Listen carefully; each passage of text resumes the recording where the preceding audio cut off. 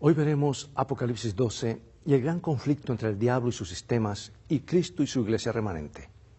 Hay tres poderes diabólicos unidos en oposición a las actividades salvíficas de Dios y que tratan de ganar la lealtad del mundo. Hoy Dios nos alerta lo que se acerca. Ahora, estas profecías nos dicen lo que sucederá al final, pero no en todos los detalles. Por eso, Dios levantó su profetisa en el tiempo final para hacer un zoom, un acercamiento sobre estos eventos y darnos la ventaja de saber más detalles que nos ayudan a prepararnos y a preparar a otros. El tema de hoy, amigos, es demasiado claro para presentarlo diluido y lo haré con toda altura, pero claramente, y mi propósito es presentarlo lo más claramente posible. En un momento más regresaré.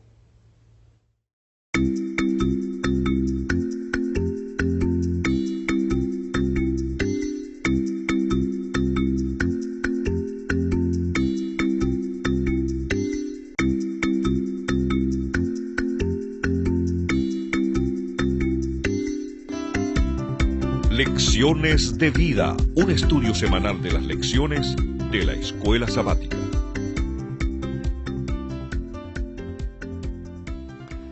Comencemos con nuestro versículo central, Apocalipsis 12, 17. Entonces el dragón se llenó de ira contra la mujer y se fue a hacer guerra contra el resto de la descendencia de ella, los que guardan los mandamientos de Dios y tienen el testimonio de Jesucristo. Veamos ahora el primer aliado del enemigo. Apocalipsis 13, del 1 al 4 y luego el versículo 8. Me paré sobre la arena del mar y vi subir del mar una bestia que tenía 7 cabezas y 10 cuernos, y en sus cuernos 10 diademas, y sobre sus cabezas un nombre blasfemo.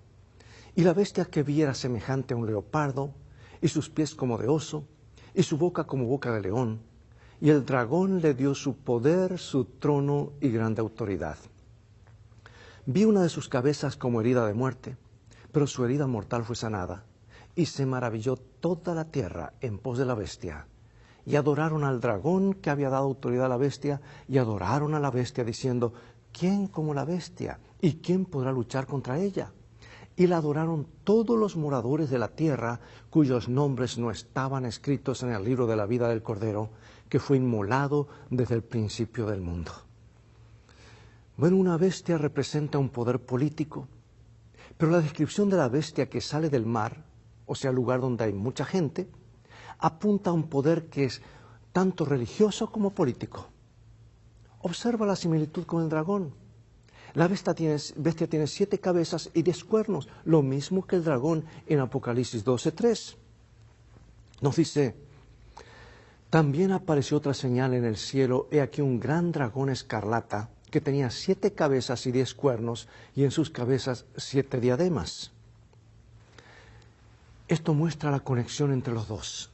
Sobre las cabezas de la bestia hay un nombre blasfemo, y sobre los cuernos hay coronas reales. Las cabezas de la bestia son poderes que Satanás usó para perseguir al pueblo de Dios a lo largo de la historia. El nombre blasfemo apunta al título divino que afirma la bestia, o que respalda o que reclama. Los 10 cuernos apuntan a Daniel capítulo 7, versículo 24. Ya se nos fue dicho hace muchos siglos acerca de esto que representan. Daniel capítulo 7, versículo 24. Y los 10 cuernos significan que de aquel reino se levantarán 10 reyes, y tras ellos se levantará otro, el cual será diferente a los primeros, y a 3 reyes derribará. Había mucho que decir acá, pero esto simboliza las naciones que surgieron del Imperio Romano después de su desaparición o su fragmentación. Y estas características apuntan a la fase papal del Imperio Romano. La bestia sale del agua. Es una mezcla de leopardo, oso y león. Y como tal, esta bestia combina las características de las 4 bestias o símbolos de los imperios mundiales en Daniel capítulo 7, que son Babilonia, Medo-Persia, Grecia y Roma. O sea que en ella, en esta bestia final, o este poder, por decir así, se suman todos los males de los imperios anteriores. Y el dragón, el diablo, le dio a la bestia su poder, su trono y gran autoridad. Y esto ocurrió cuando Constantino se fue de Roma y fundó Constantinopla, dejando al obispo de Roma como figura principal y le dio el trono del Imperio Romano. Recuerda que Constantino se hizo cristiano por conveniencia y ahora obligó a todo el imperio a hacerse cristiano por reglamento. Así como el Padre le ha dado su trono y autoridad a Cristo, así el dragón inviste a la bestia o este poder como su corregente y representante en la tierra. ¿Qué más hacía este poder? Apocalipsis 13:5. También se le dio boca que hablaba grandes cosas y blasfemias, y se le dio autoridad para actuar 42 meses. Esto declara que el periodo de las actividades de la bestia es un periodo profético de 42 meses o 1260 días, es decir, años. Y esta fase termina cuando una de las cabezas de la bestia es mortalmente herida, causando la muerte temporal de esta bestia. Pero con la curación de esa herida, la bestia vuelve a la vida, pasa por varias etapas. Y esto causa una admiración mundial y adoran tanto al dragón como a la bestia. Ahora profundicemos un poquito más. ¿Qué ocurrió en este periodo de 1260 años? La verdad fue prácticamente eclipsada. El plan de salvación cambiado. Las tradiciones ocuparon el lugar de la Biblia. El bautismo fue cambiado. Se prohibió la Biblia, etc. Hubo una gran persecución. Se calcula que fueron alrededor de 50 millones de personas que fueron asesinadas en el nombre de Dios. Ahora, ¿qué ocurrió con la iglesia? Los pocos, el remanente, los pocos que quedaron, los fieles del Señor y a su palabra, huyeron a los lugares deshabitados, las montañas del centro de Europa y otros a las costas del Nuevo Mundo, donde fundaron la gran nación de Norteamérica. Vamos a Apocalipsis capítulo 12, versículos 14 al 16. Y se le dieron a la mujer las 2 alas de la gran águila para que volase de delante de la serpiente al desierto, a su lugar, de donde sustentada por un tiempo y tiempos y mitad de tiempo, pero la tierra ayudó a la mujer. O sea que estos 3 años y medio equivalente a 1260 días o años, los días proféticos son un símbolo de años literales, ¿verdad? El año 538 marca apropiadamente el comienzo de este periodo profético, ya que la Iglesia romana, con el Papa a la cabeza, se estableció como un poder eclesiástico que dominó el mundo occidental a través de la época medieval. Los acontecimientos de la Revolución Francesa infligieron a la bestia la herida mortal en el año 1798, lo que provocó el final temporal de la dominación opresiva de la Iglesia y la religión instituida por el Estado. Jesús había predicho algunas de las cosas que haría este poder. Miren Daniel capítulo 7, 25, lo que nos dice, Daniel 7, 25. Y hablará palabras contra el Altísimo, y a los santos del Altísimo quebrantará, y pensará en cambiar los tiempos y la ley, y serán entregados en su mano hasta tiempo y tiempos y medio tiempo. Ya se nos advirtió en el Antiguo Testamento, este mismo periodo de tiempo, algo terrible ocurriría. Y San Pablo se refiere al mismo poder, ya que comenzaba a perfilarse en sus días y que en los siguientes siglos prevalecería. Segunda carta a los Tesalonicenses, capítulo 2. Porque no vendrá sin que antes venga la apostasía y se manifieste el hombre de pecado, el hijo de perdición, el cual se opone y se levanta contra todo lo que se llama Dios o es objeto de culto, tanto que se sienta en el templo de Dios como Dios, haciéndose pasar por Dios. Y entonces se manifestará aquel inicuo, a quien el Señor matará con el espíritu de su boca y destruirá con el resplandor de su venida. Inicuo cuyo advenimiento es por obra de Satanás, con gran poder y señales y prodigios mentirosos, y con todo engaño de iniquidad para los que se pierden, por cuanto no recibieron el amor de la verdad para ser salvos. ¿De qué maneras las actividades de la bestia que sale del mar reflejan las descripciones del cuerno pequeño y el hombre de pecado? Las actividades de la bestia durante el periodo profético de 1260 años se expresan en términos de blasfemias. En el Nuevo Testamento la blasfemia puede denotar un reclamo de igualdad con Dios y de las prerrogativas que solamente a Dios le corresponden. Las blasfemias de la bestia marina están dirigidas contra Dios para blasfemar su nombre, su tabernáculo y los que habitan en el cielo. Y aquí quiero hacer una pausa. Blasfemia, amigos, no es lo que comúnmente lo entendemos en términos de nuestra vida diaria, de decir una maldición contra Dios. No, blasfemia, de acuerdo a la Biblia, es atribuirse características que solamente a Dios le corresponden. Jesucristo fue acusado de blasfemia injustamente por los fariseos, porque dijeron, ¿cómo tú siendo hombre te haces pasar por Dios? Y eso es exactamente el término blasfemia que se refiere aquí en Daniel y en Apocalipsis. La morada de Dios es en el santuario en el cielo. Es el santuario donde Cristo ministra en nombre de nuestra salvación. La bestia del mar niega el trabajo mediador de Cristo al sustituirlo por un sistema humano que pretende administrar la salvación y el perdón de los pecados. Actos que son la esencia de la blasfemia. Ahora, Apocalipsis 13 señala un tiempo de gran apostasía en la iglesia cristiana, que se cumplió cuando la iglesia estatal de Europa Occidental, bajo la tutela de Roma, reclamó la posición y las prerrogativas de Dios para el Papa como su cabeza. El ministerio expiatorio de Cristo en el santuario celestial fue reemplazado por el sacerdocio de la iglesia. Y aquellos que rechazaron la sumisión a Roma experimentaron persecución y martirio. Aunque hoy tales declaraciones son consideradas duras e incluso intolerantes, sabes, el presente no puede borrar la historia, sin importar cuánto deseen algunas personas hacerlo. Por eso surge la pregunta, ¿cómo podemos permanecer fieles a la profecía sobre la historia de la iglesia y al mismo tiempo ser amables y cautos al presentar estas verdades y alcanzar a los demás que están dentro de este sistema? Veamos ahora el segundo aliado. La primera bestia o aliado surge del mar, símbolo de mucha gente, y en este caso es Europa, ¿verdad?, donde surge este poder y es identificado de diferentes ángulos en Daniel y Apocalipsis. Ahora, la segunda bestia surge de la tierra. Si mar es símbolo de mucha gente, tierra en la profecía es símbolo de un lugar poco habitado. La primera mitad de Apocalipsis 13 describe el poder eclesiástico medieval activo durante el periodo profético de 1260 días o años. Pero con los acontecimientos de la Revolución Francesa, este sistema religioso político recibió una herida mortal. Sin embargo, la herida mortal eventualmente será sanada. Sería restaurado este sistema a la vida. Y la segunda mitad del capítulo describe cómo sucederá realmente esta curación de la herida mortal de esa bestia, porque surge otro poder que viene a ayudar. Y este es el segundo aliado de Satanás. Apocalipsis 13:11. Después vi otra bestia que subía de la tierra y tenía 2 cuernos semejantes a los de un cordero, pero hablaba como un dragón.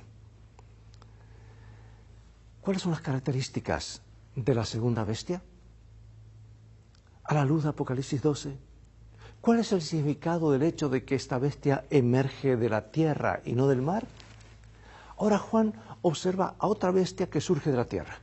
Y esto apunta a la segunda bestia como un poder del mismo tipo que el anterior. Sin embargo, en contraste con la primera bestia, que tenía una apariencia aterradora, la bestia que surge de la tierra parece inofensiva, tiene 2 cuernos como de un cordero. El cordero en Apocalipsis es un símbolo exclusivo para Cristo. Por lo tanto, este poder del tiempo del fin tiene una apariencia cristiana. Este poder representado por la bestia parecida a un cordero como amiga de la iglesia, surge en un territorio que protegía a la mujer, o sea, la iglesia, de las aguas inundadas del dragón al concluir los 1260 años proféticos, o días proféticos.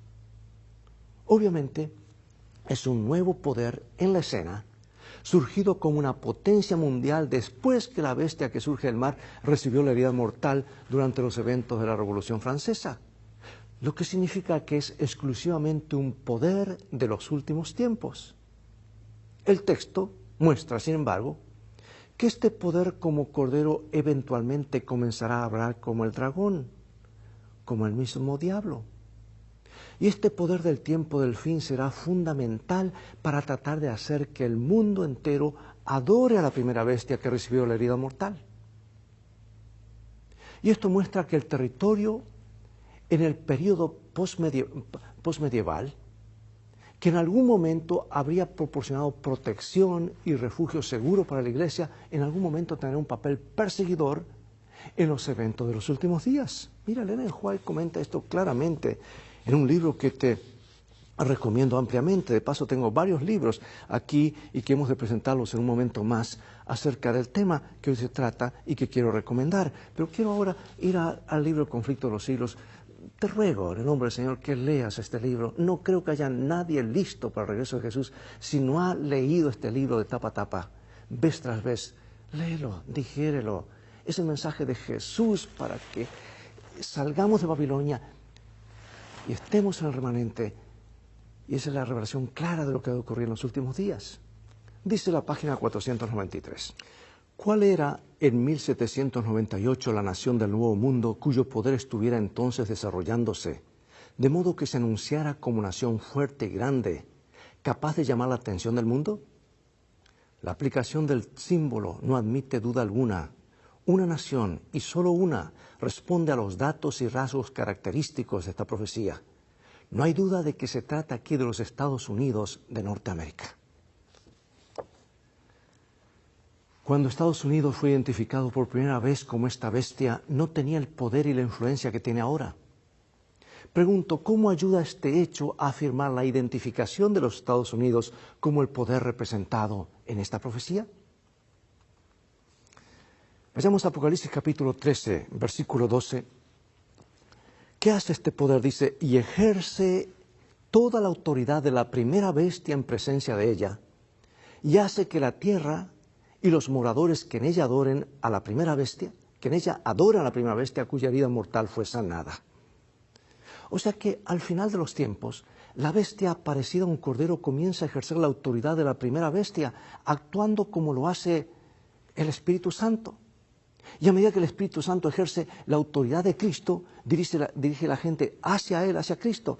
Pero también este poder terrenal ejerce toda la autoridad de la bestia que sale del mar y dirige a la gente hacia Él, subordinando así a la primera bestia, a la gente. Y la bestia que ahora apareció un cordero hace que la gente de la tierra adore a la primera bestia. Algo está por ocurrir, amigos. Algo grande, Jesús lo predijo, Jesús siempre dice la verdad, y estos dos poderes se están acercando más y más. El texto muestra que esto se correlaciona con la curación de la herida mortal de la bestia. ¿Cómo era la bestia parecida a un cordero para que el mundo adore a la bestia marina? Inicialmente usando algunos signos milagrosos como medio de persuasión, y en la etapa final la coerción. La curación de la herida mortal de la bestia que sale del mar se refiere a la restauración del sistema religioso medieval. ¿Escuchaste? La historia se repetirá cuando este poder reine supremo, con la ayuda de Estados Unidos. Y mediante milagros, la bestia parecida a un cordero es capaz de persuadir a los habitantes de la tierra para que hagan una imagen de la bestia que recibió una herida mortal. Amados, esto no fue dicho hace casi 2000 años. Y mucho antes, en los tiempos de Daniel. Algo grande está por ocurrir. No es hora de diluir nuestro mensaje, sino presentarlo claramente con amor, por misericordia a aquellos que están dentro de un sistema que los lleva a la destrucción eterna. Dios nos ayuda a presentar esto claro, con el Espíritu de Cristo.